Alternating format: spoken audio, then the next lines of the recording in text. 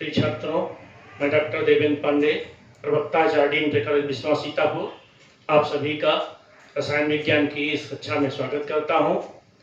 आज के लेक्चर में हम लोग पी ब्लॉक के तत्वों का अध्ययन प्रारंभ करेंगे। इसमें सबसे पहले आपको मैं जानकारी देना चाहता हूं, यूपी बोर्ड एग्जामिनेशन में इस इकाई से अर्थात पी ब्लॉक के तत्वों से कुल 7 अंक के प्रश्न पूछे जाते हैं, जिसमें जो सबसे महत्वपूर्ण प्रश्न 5 अंक का निर्माण बीज वाला होता है वो भी इस ब्लॉक से निश्चित पूछा जाता है। इसलिए हम सभी को इस ब्लॉक का अध्ययन बहुत अच्छी तरीके से समझ करके करना है। मैं सबसे पहले इस पी ब्लॉक के अंतर्गत पी ब्लॉक के तत्व क्या होते हैं इसकी डिफिनीशन आपको बताना चाहता हूं। वे तत्व जिनमें उनका अंतिम इलेक्ट्रॉन पी उपकोष में प्रवेश करता है उन्हें पी ब्लॉक के तत्व कहते हैं। इन सभी तत्वों की संयोजी कक्षा का इलेक्ट्रॉनिक विन्यास ns2np126 होता है, अर्थात पी उपकोष में 1 से लेकर के 6 इलेक्ट्रॉन तक भरे जाते हैं।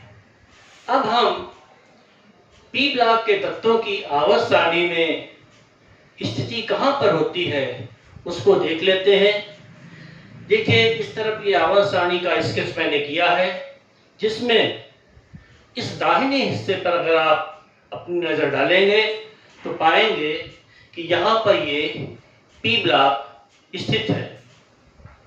अब इसमें हम लोग देखते हैं कि पी ब्लॉक के अंतर्गत कुल कितने वर्ग आते हैं।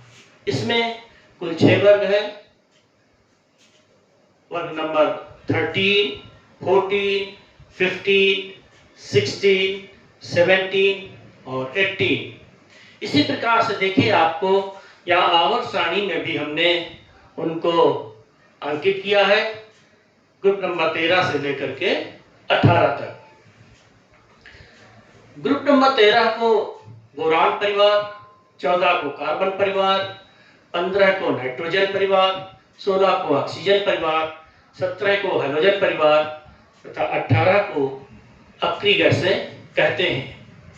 अब इनमें हम अगर इसका इलेक्ट्रॉनिक विन्यास वर्ग में देखेंगे तो 13 नंबर में P1, 14 में P2, 15 में P3, 16 में P4, 17 में P5, 18 में P6 विन्यास होता है। अब यहाँ पर मैंने अभी आपको बताया कि पी ब्लॉक में 6 वर्ग होते हैं, तो 6 वर्ग ही क्यों होते हैं इसको ध्यान में रखना बहुत आवश्यक है, क्योंकि इनका अंतिम इलेक्ट्रॉन पी उपकोष में प्रवेश करता है। इसमें अधिकतम इलेक्ट्रॉन ग्रहण करने की जो क्षमता होती है वो 6 इलेक्ट्रॉन की होती, 1 से 6 तक अधिकतम 6 इलेक्ट्रॉन ही भरे जा सकते हैं। इसलिए इसमें वर्ग की संख्या 6 है। यहाँ पर देखिए, इस तरीके से मैंने सभी वर्गों को यहाँ पर दिखाया है। अब एक प्रश्न इसमें और उठता है कि जो पी ब्लॉक तत्वों का वर्ग नंबर 18 है, 18, यहाँ पर सबसे ऊपर हीलियम तत्व रखा हुआ है। अब इसको भी हम लोग जान लेते हैं कि वर्ग नंबर 18 में हीलियम क्यों रखा गया है, जबकि हीलियम का जो इलेक्ट्रॉनिक विन्यास होता है वो 1s2 होता है, अर्थात इसका अंतिम इलेक्ट्रॉन तो s उपकोष में उपस्थित है, तो इसकी पी उपकोष में रखने की आवश्यकता क्यों पड़ी। अब आप देखें, जो हीलियम का विन्यास होता 1s2, ये ठीक अक्रिय गैसों जैसा स्थायी होता है। जैसे अक्रिय गैसों का विन्यास ns2np6, हम लोग कहते हैं ये विन्यास संतृप्त होता है, सैचुरेटेड होता है, इसीलिए अक्रिय गैसों का विन्यास स्थायी मानते हैं। ठीक अन्य अक्रिय गैसों जैसा हीलियम का इलेक्ट्रॉनिक विन्यास भी स्थायी होता है। अक्रिय गैसें गैसीय अवस्था में, हीलियम भी गैसीय अवस्था में होता है। अब देखो दूसरी भी बात बताना आपको आवश्यक है कि अगर इसमें एस कोष में अंतिम इलेक्ट्रॉन था तो एस ब्लॉक में भी क्यों नहीं रखा गया, पी में क्यों रखा गया। दोनों बातें एक साथ हम तुलनात्मक तरीके से आपको बताते हैं। अक्रिय गैस है, हीलियम गैस है, जबकि एस ब्लॉक वाले तत्व तो सॉलिड होते हैं, इसलिए वहां नहीं रखा गया। हीलियम अधातु है, एस ब्लॉक के तत्व सभी धातुएं होती हैं, इसलिए वहां नहीं रखा गया। अक्रिय गैसों के साथ रखा गया। अक्रिय गैसें क्रियाशील नहीं होती हैं, हीलियम भी क्रियाशील नहीं है, जबकि हम सभी जानते हैं जो एस ब्लॉक की धातुएं होती हैं वो बहुत ही क्रियाशील होती हैं। तो इस प्रकार से आपको ये स्पष्ट हो गया होगा, पूरी तरीके से समझ में आ गया होगा कि हीलियम में उसका अंतिम इलेक्ट्रॉन एस कोष में होते हुए भी इस हीलियम को पी ब्लॉक के तत्वों में क्यों रखा गया है और पी ब्लॉक के तत्वों में वर्ग संख्या 18 में क्यों रखा गया है, क्योंकि उस वर्ग से इसकी समानताएं प्रदर्शित होती हैं।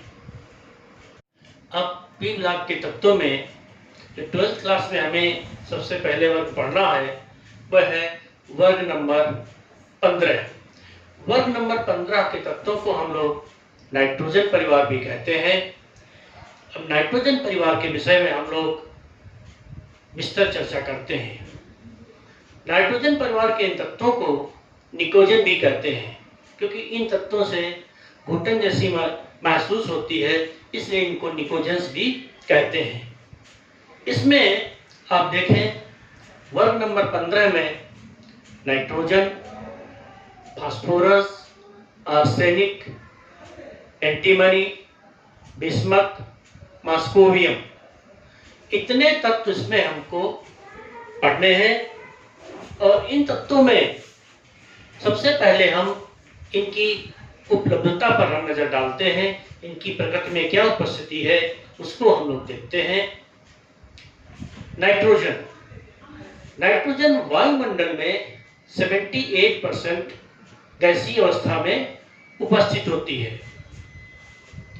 साथ ही साथ जो अर्थक्रस्ट में खनिज उपस्थित होते हैं, मुख्यतः चिली साल्टपेटर, इंडियन साल्टपेटर यानी सोडियम नाइट्रेट, पोटेशियम नाइट्रेट के रूप में उपस्थित होता है। नाइट्रोजन जो जंतु और वनस्पति प्रोटीन होती है उसमें नाइट्रोजन का महत्वपूर्ण कंट्रीब्यूशन होता है, क्योंकि सभी प्रोटीन्स नाइट्रोजनी यौगिक होते हैं, तो वहां भी नाइट्रोजन प्रचुर मात्रा में मुख्यतः उपस्थित होता है। अब जो न्यूक्लिक एसिड होते हैं, हम सभी लोग जानते हैं न्यूक्लिक एसिड जो आनुवंशिक गुणों को एक पीढ़ी से दूसरी पीढ़ी को ले जाते हैं, इनमें भी जो नाइट्रोजनी क्षार होते हैं वहां पर भी नाइट्रोजन महत्वपूर्ण रूप से उपस्थित होता है। अर्थात नाइट्रोजन की उपस्थिति डीएनए, आरएनए अर्थात न्यूक्लिक एसिड में होती है। अब हम फास्फोरस को, उसकी प्रकृति में उपस्थिति को हम देखते हैं। जितने भी प्रकृति में फास्फेट खनिज होते हैं उनमें फास्फोरस उपस्थित है। इसके अतिरिक्त जंतुओं के दांतों में, हड्डियों में फास्फोरस उपस्थित होता है। जो वनस्पति और जंतु की कोशिकाएं हैं उनमें, जो मनुष्य या जो जंतु होते हैं उनकी पेशियों में, उनके मस्तिष्क में फास्फोरस की उपस्थिति होती है। दूध, अंडे में फास्फोरस पाया जाता है। साथ ही साथ जो डीएनए, आरएनए, जो न्यूक्लिक एसिड होते हैं उसमें जो मुख्य घटक फास्फोरिक एसिड होता है वहां पर भी फास्फोरस उपस्थित होता है। अब हम इस वर्ग के अन्य तत्वों की उपस्थिति को देखते हैं। आर्सेनिक, बिस्मथ, एंटीमनी, ये तत्व खनिज में जो सल्फाइड खनिज होते हैं वहां पर उपस्थित होता है, उनमें पाया जाता है। इसके अतिरिक्त जो अंतिम तत्व मॉस्कोवियम है, यह संश्लेषित तत्व होता है, इसलिए इसको तो संश्लेषण से बनाया जाता है, इसलिए प्रकृति में इसकी उपस्थिति नहीं होती है। अब हम लोग पी ब्लॉक के तत्वों में जो पहला वर्ग 15 नंबर वर्ग है, नाइट्रोजन परिवार है, इसके सामान्य गुणों की चर्चा करते हैं। सबसे पहला पॉइंट इसके अंतर्गत उसका इलेक्ट्रॉनिक विन्यास लेते हैं।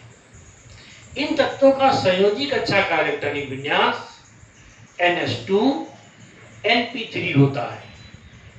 अर्थात आपको नजर आ रहा होगा कि P उपकोष में 3 इलेक्ट्रॉन उपस्थित है।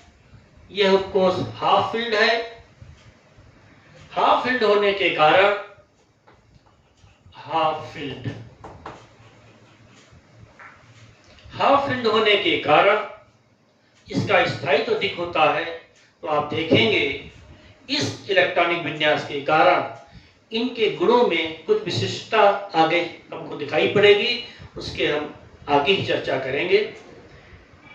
नेक्स्ट पॉइंट पे हम देखते हैं कि इसकी भौतिक अवस्था। नाइट्रोजन गैसीय अवस्था में उपस्थित है। फास्फोरस ठोस है लेकिन यह मोम जैसा होता है। आर्सेनिक, एंटीमनी, बिस्मथ ये पूर्णतया ठोस होते हैं। अर्थात हम ये कह सकते हैं नाइट्रोजन से लेकर के बिस्मथ तक कठोरता बढ़ती है। अगले पॉइंट में हम लोग इन तत्वों के धात्विक और अधात्विक गुणों को देखते हैं। आप देखें नाइट्रोजन और फास्फोरस ये धातु हैं। आर्सेनिक, एंटीमनी उपधातु हैं। बिस्मथ और मॉस्कोवियम ये धातुएं होती हैं। अर्थात आप देखेंगे धात्विक गुण नाइट्रोजन से लेकर के मॉस्कोवियम तक बढ़ रहा है। अगर हम इसका रिवर्स अधात्विक गुण कहेंगे तो अधात्विक गुण ऊपर से नीचे जाने पर घटेगा। जब धात्विक गुण ऊपर से नीचे जाने पर बढ़ रहा है तो धात्विक गुण का मतलब उसमें इलेक्ट्रॉन हटाने की, अर्थात परमाणु का धनायन के रूप में अपने को प्रकट करने की प्रवृत्ति होती है। अर्थात वो प्रवृत्ति ऊपर से नीचे तक, बिस्मथ से मॉस्कोवियम तक बढ़ेगी। इसी का एक्सप्लेनेशन हम अगले वाले पॉइंट में प्रयोग कर लेते हैं। चालकता। जो तत्व चालकता प्रदर्शित करते हैं उनमें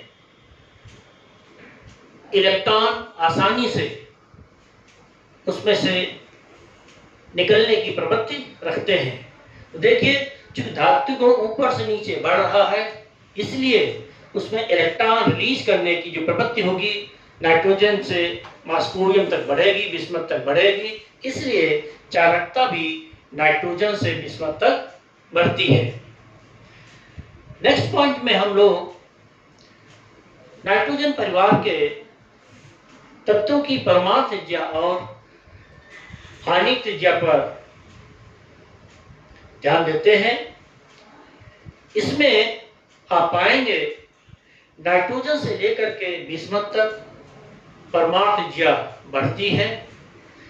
इधर आप देखिए दाहिने हिस्से में ये मैंने ऑर्बिट्स का, सेल्स का इसमें हमने प्रेजेंटेशन किया है। तो ऊपर से नीचे की तरफ जब हम बढ़ते हैं तो एक एक करके ऑर्बिट्स, सेल्स की संख्या बढ़ती है जिससे आकार ऊपर से नीचे जाने पर बढ़ता है। एक बिंदु यहाँ पर और भी ध्यान देना आवश्यक है। इस बिंदु पर देखेंगे कि प्रारंभ में ऊपर से नीचे जब जाएंगे तो तेजी से उसकी त्रिज्या में वृद्धि होती है, लेकिन जब हम निचले हिस्से में आते हैं तो वृद्धि इतनी तेजी से नहीं होती है। यानी उनकी त्रिज्या में वृद्धि तो होती है लेकिन तुलनात्मक पहले से कम होती है। इसका कारण डी और एफ उपकोष का आ जाना, क्योंकि उनकी वजह से उनका जो शील्डिंग प्रभाव होता है, शील्डिंग इफेक्ट होता है, डी और एफ का कम होता है, इसलिए तुलनात्मक रूप से उनकी त्रिज्या कम होती है। लेकिन ओवरऑल जब हम देखेंगे तो ऊपर से नीचे उनकी त्रिज्या बढ़ती है। अब इसके अगले हिस्से में हम लोग आयनन विभव का यानी आयनन एंथैल्पी का अध्ययन करेंगे। अब सामान्य गुणों में अगले बिंदु पर हम लोग आते हैं। अगला बिंदु है आयन एंथैल्पी। ये बहुत ही इंपॉर्टेंट है। आप इसमें देखेंगे कि पी ब्लॉक का वेरिएशन है वो यहाँ नजर आपको आएगा। जो नाइट्रोजन परिवार होता है उसका फर्स्ट आयन एंथैल्पी उच्च होता है। उच्च होने का कारण क्या है? इसका P3 विन्यास। P3 विन्यास का मतलब ये हाफ फील्ड है।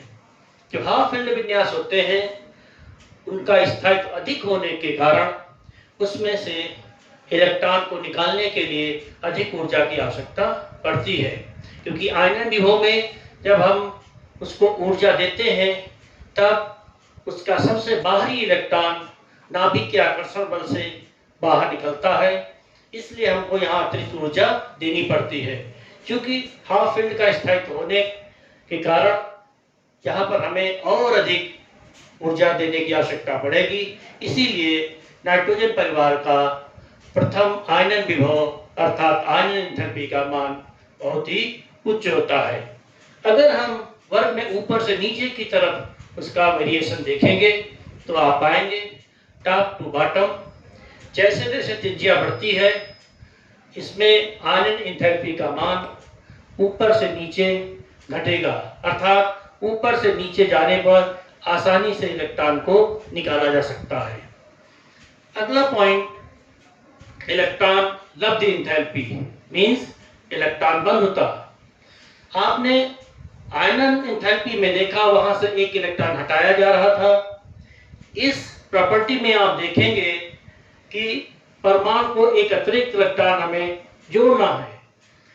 आमतौर से इस प्रक्रिया में आयनन लब्ध एंथैल्पी में इलेक्ट्रॉन को जब हम जोड़ते हैं तो उसमें ऊर्जा उसमें उत्सर्जित होती है, परंतु यहाँ हम देखेंगे इस नाइट्रोजन परिवार में क्योंकि इनका स्थायित्व अधिक होता है, हाफ फील्ड विन्यास के कारण, अर्धपूर्ण विन्यास के कारण, अधिक स्थायी होने के कारण ये आसानी से इसमें इलेक्ट्रॉन नहीं जोड़ते हैं। उसका कारण क्या है?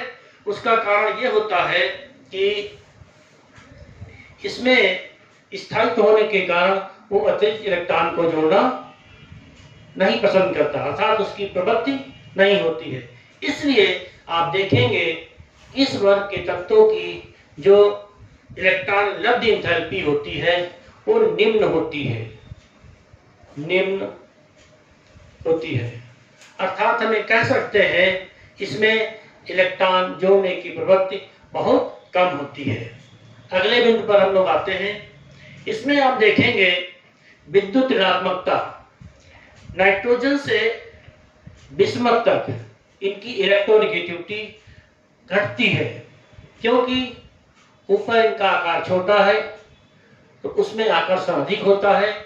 जैसे जैसे हम नीचे ऊपर से नीचे की तरफ बढ़ेंगे इनके आकार में त्रिज्या में बढ़ोतरी होती है, वृद्धि होती है, इसलिए इनका जो इलेक्ट्रोनेगेटिविटी होती है वो ऊपर से नीचे कम होती चली जाती है। अब हम लोग अगले बहुत महत्वपूर्ण बिंदु की तरफ पॉइंट की तरफ आते हैं, ऑक्सीकरण अवस्था। नाइट्रोजन परिवार में प्रायः -3, +3, +5 ये ऑक्सीकरण अवस्थाएं उनके यौगिकों में तत्वों पर प्रदर्शित होती हैं। लेकिन नाइट्रोजन परिवार में जो भारी तत्व हैं उनमें एक बहुत बड़ा वेरिएशन देखने को मिलता है। यही नहीं, पूरे पी ब्लॉक के तत्वों में जो सभी भारी तत्व होते हैं अर्थात जो पी ब्लॉक के निचले हिस्से में हैं वो सभी अपनी जो ऑक्सीकरण अवस्था है जिनमें 2 का डिफरेंस होता है वो निचली ऑक्सीकरण अवस्था अधिक स्थायी प्रदर्शित करते हैं, जबकि उसकी जो 2 के अंतर की बड़ी वाली प्लस ऑक्सीकरण अवस्था होती है उसमें स्थायित्व कम प्रदर्शित करते हैं। इसका कारण इनर्ट पेयर इफेक्ट होता है। अक्रिय युग्म प्रभाव। अक्रिय युग्म प्रभाव क्या है? अक्रिय युग्म प्रभाव से इनकी ऑक्सीकरण संख्या के स्थायित्व पर असर क्यों पड़ता है, प्रभाव क्यों पड़ता है, इस पर एक तरफ से ध्यान देना आवश्यक है। सबसे पहले ये जानिए कि अक्रिय युग्म प्रभाव होता क्या है। अक्रिय युग्म प्रभाव का मतलब जो पी ब्लॉक के तत्व होते हैं इंक्लूडिंग नाइट्रोजन परिवार, इसमें जो NH2 यानी S कोष में उपस्थित जो इलेक्ट्रॉन युग्म होता है, इसका रिएक्शंस में, क्रियाओं में अक्रियता प्रदर्शित करना ही अक्रिय युग्म प्रभाव कहलाता है। अब ये अक्रिय युग्म प्रभाव क्यों प्रदर्शित करते हैं और केवल भारी तत्व ही क्यों प्रदर्शित करते हैं, इस पर चर्चा हम लोग करते हैं।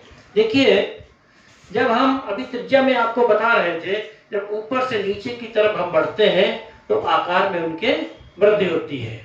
त्रिज्या में हमने आपको यह भी बताया था, पहले शुरुआत में बहुत तेजी से वृद्धि होती है, फिर नीचे जो भारी तत्व हैं उनकी त्रिज्या में वृद्धि तो होती है लेकिन तुलनात्मक वृद्धि कम होती है। इसका कारण क्या है? क्योंकि डी और एफ कोष का उनके विन्यास में आ जाना। डी और एफ कोष इनका जो सील्डिंग इफेक्ट होता है बहुत ही पुअर होता है। सील्डिंग इफेक्ट का मतलब एक बार हम लोग समझ लेते हैं, नाभिक बाहरी इलेक्ट्रॉनों को अपनी ओर आकर्षित करता है, लेकिन जो अंदर की कक्षाएं होती हैं वो बाहर के इलेक्ट्रॉनों को प्रतिकर्षित करने लगते हैं, क्योंकि दोनों पर ऋणावेश होता है। अब जो डी और एफ कोष होते हैं, इनका जो सील्डिंग इफेक्ट होता है दुर्बल होता है, इसलिए वो एस के जो बाहर का इलेक्ट्रॉन है उसको कम प्रतिकर्षित करते हैं, अर्थात नाभिक का जो आकर्षण बल है यानी प्रभावी नाभिकीय आवेश, इसमें वृद्धि हो जाती है।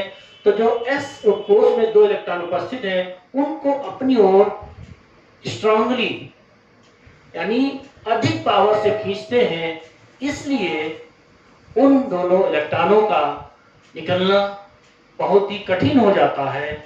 इसलिए कहते हैं ये दोनों इलेक्ट्रॉन NS इलेक्ट्रॉन अक्रियता प्रदर्शित करते हैं, रिलक्टेंस प्रदर्शित करते हैं, इलेक्ट्रॉन में आसानी से हिस्सा नहीं लेते हैं, इसलिए उसकी जो लोअर ऑक्सीडेशन स्टेट होती है वो अधिक स्थायी होती है और उसकी जो उच्च ऑक्सीडेशन स्टेट होती है वो कम स्थायी होती है। इस जगह पर हम आपको इनर्ट इफेक्ट को ठीक से समझा दे रहे हैं, क्योंकि अगले वर्ग में भी इसकी आवश्यकता पड़ेगी, वहां पर हम इतने डिटेल में आपको नहीं समझाएंगे।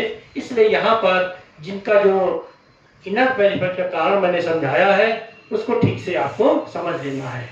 अगला पॉइंट हम आते हैं नाइट्रोजन का असामान्य व्यवहार।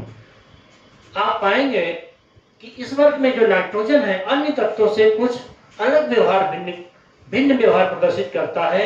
उसका क्या कारण है? बहुत छोटा आकार, उच्च विद्युत ऋणात्मकता, उच्च आयनिक एंथैल्पी, डी कोष की अनुपस्थिति, इन चार कारणों से अन्य से वो अलग व्यवहार प्रदर्शित करता है। क्योंकि अन्य तत्व क्रियाशील है, ये बहुत कम क्रियाशील होता है। अन्य सभी ठोस अवस्था में पाई जाती है, गैस अवस्था में होता है। नाइट्रोजन के हाइड्राइड बहुत स्थायी होते हैं, अन्य के इतने स्थायी नहीं होते हैं हाइड्रोजन बॉन्डिंग के कारण। नाइट्रोजन में जो ट्रिपल बॉन्ड होता है उसका बंध वियोजन ऊर्जा बहुत ही उच्च होता है, इसीलिए उसकी क्रियाशीलता बहुत कम होती है। और इसके अतिरिक्त नाइट्रोजन द्विपरमाणुक होता है, जबकि अन्य सभी फास्फोरस से लेकर के P4 अन्य सभी उसमें 8 परमाणु होते हैं, अष्टपरमाणुक होते हैं। नाइट्रोजन फैमिली में अगला हम गुण देखते हैं हाइड्राइड फॉर्मेशन। नाइट्रोजन परिवार के जितने हाइड्राइड होते हैं ट्राईहाइड्राइड के रूप में बनते हैं, इस प्रकार से आप यहाँ देख रहे हैं। इसका जो एक महत्वपूर्ण चीज यहाँ पर हमें समझना है, जो नाइट्रोजन के जो हाइड्राइड होते हैं, नाइट्रोजन फैमिली के हाइड्राइड, ये सभी क्षारीय होते हैं। और जो सबसे महत्वपूर्ण बात है, इनमें अपचायक गुण भी होता है। लेकिन देखें, जो अमोनिया है NH3 नाइट्रोजन का जो हाइड्राइड होता है, ये द्रव अवस्था में पाए जाते हैं, यानी सभी गैस अवस्था में है। हाइड्रोजन बॉन्डिंग के कारण इसमें द्रव अवस्था पाई जाती है। इनके गलनांक क्वथनांक भी उच्च होते हैं, जिसमें भी हाइड्रोजन बॉन्डिंग का उपयोग होता है। ये उसका एप्लीकेशन है। ऑक्साइड फॉर्मेशन में आते हैं। नाइट्रोजन फैमिली ट्राईऑक्साइड पेंटाऑक्साइड बनाती है। इसमें जो वर्ग के तत्व होते हैं, देखिए जैसे हमने ट्राईऑक्साइड में लिया है, नाइट्रोजन शुरुआत के प्रारंभ के अम्लीन के ऑक्साइड होते हैं। जो आर्सेनिक और एंटीमनी है, योग धातुएं हैं, इनका देखिए यहाँ पर उभयधर्मी होता है, और जो विस्मत होता है उसका जो ऑक्साइड ये है वो क्षारीय प्रकृति का होता है। अगला पॉइंट हम देखते हैं, हैलाइड फॉर्मेशन। देखिए जो नाइट्रोजन फैमिली है, ये ट्राईहैलाइड पेंटाहैलाइड दोनों बनाते हैं। और यहाँ पर भी एक महत्वपूर्ण क्वेश्चन एग्जामिनेशन में आता है, अक्सर पूछा जाता है, नाइट्रोजन ट्राईहैलाइड बनाता है लेकिन पेंटाहैलाइड नहीं बनाता है। इसका कारण ये होता है, नाइट्रोजन में डी ऑर्बिटल उपलब्ध नहीं होते हैं। अभी हमने आपको उसके असामान्य व्यवहार में भी बताया था। इस कारण से ये पेंटा नाइट्रोजन NPCF यानी पेंटाहैलाइड नहीं बनाएगा, ट्राईहैलाइड बनाता है। जबकि दूसरी तरफ अन्य जो होते हैं वो सभी ट्राईहैलाइड और पेंटाहैलाइड दोनों बनाते हैं, क्योंकि उनमें सब में डी ऑर्बिटल की उपस्थिति होती है। तो ये क्वेश्चन भी बोर्ड में आता है। धातुओं से क्रिया करके ये लोग जितने भी ये तत्व होते हैं वो -3 ऑक्सीकरण अवस्था प्रदर्शित करते हैं। इसमें 2 एग्जाम्पल्स मैंने लिए हैं, ये बहुत ज़्यादा कोई इंपॉर्टेंस का बिंदु नहीं है। अब अगले भाग में हम आते हैं, नाइट्रोजन यानी डाई नाइट्रोजन, इसके निर्माण और उसके कुछ महत्वपूर्ण गुणों पे हम लोग चर्चा कर लेते हैं। ये नाइट्रोजन जो गैस होती है, इसको हम औद्योगिक तौर पर वायु के प्रभावी आसनों से प्राप्त करते हैं। ये 77 केल्विन पर आसानी द्रवित हो जाती है, और जितनी बाकी गैस होती है उसको हम अलग कर देते हैं और द्रव नाइट्रोजन प्राप्त कर लेते हैं। लेबोरेटरी में कैसे बनाएंगे, प्रयोगशाला में कैसे, उसमें कैसे हम नाइट्रोजन को प्राप्त करेंगे। सोडियम नाइट्राइट और अमोनियम क्लोराइड के जलीय विलयन को गर्म करने पर नाइट्रोजन गैस प्राप्त होती है। इसके अन्य मेथड भी आप देखिए, जो इंपॉर्टेंट रिएक्शंस हैं ये भी पूछ लिए जाते हैं। अमोनियम डाइक्रोमेट को गर्म करने पर उसमें भी नाइट्रोजन प्राप्त होती है। एजाइड्स जो होते हैं उनको भी गर्म करने पर नाइट्रोजन प्राप्त होती है। यहाँ बेरियम एजाइड का एक एग्जाम्पल मैंने लिया है। अब इसकी प्रॉपर्टीज पर आते हैं। नाइट्रोजन रंगहीन, गंधहीन, स्वादहीन, जल में अल्प विलेय होती है। यद्यपि जो नाइट्रोजन है, मैंने असामान्य व्यवहार में पहले आपको बताया था कि ट्रिपल बॉन्ड के होने के कारण इसमें ट्रिपल बॉन्ड होती है। इसकी जो बंध वियोजन ऊर्जा होती बहुत अधिक होती है, तो बॉन्ड आसानी से टूटती नहीं है। जब बॉन्ड आसानी से नहीं टूटती है तो इसकी क्रियाशीलता बहुत कम होती है। रूम टेम्परेचर पर ऑलमोस्ट इनर्ट होती है, अक्रिय होती है। लेकिन कुछ जो क्रियाशील धातुएं होती हैं, क्रियाशील धातुएं इसमें जल करके उनके नाइट्राइट बनाती हैं, जैसे lithium, lithium nitrite, magnesium, magnesium nitrite बनाता है, एल्यूमिनियम, एल्यूमिनियम नाइट्राइट बनाता है। ये नाइट्राइट बन जाने के बाद इनका भी कुछ एप्लीकेशन है। जैसे मैग्नीशियम एल्यूमिनियम के जो नाइट्राइड है वो अक्सर एग्जामिनेशन में पूछा जाता है कि जल अपटन पर क्या होता है, तो इनमें से अमोनिया गैस उत्पन्न होती है। ये आगे भी इनका इंपॉर्टेंस होगा अमोनिया के निर्माण में, वहाँ भी काम आ जाएंगे। अन्य रिएक्शंस हम देखते हैं। नाइट्रोजन हाइड्रोजन के साथ फाइबर प्रोसेस में आयरन चूर और मॉलिब्डेनम की उपस्थिति में अमोनिया बनाता है। N2 और ऑक्सीजन इलेक्ट्रिक स्पार्क में की वजह में 2000 केल्विन टेम्परेचर पर नाइट्रिक ऑक्साइड गैस बनती है। ये कुछ इसकी रिएक्शंस हैं। अब इसके हम उपयोग पर आते हैं। उपयोग में अमोनिया बनाने में, नाइट्रोजन की यौगिक बनाने में, अक्रिय वातावरण की जहाँ आवश्यकता होती है वहाँ पर नाइट्रोजन का प्रयोग किया जाता है। जो द्रव नाइट्रोजन होता है वो खाद्य पदार्थों के संरक्षण में इसका प्रयोग किया जाता है। अगले टॉपिक में हम लोग हाइबर ब्रिज से अमोनिया के बनाने का अध्ययन करेंगे।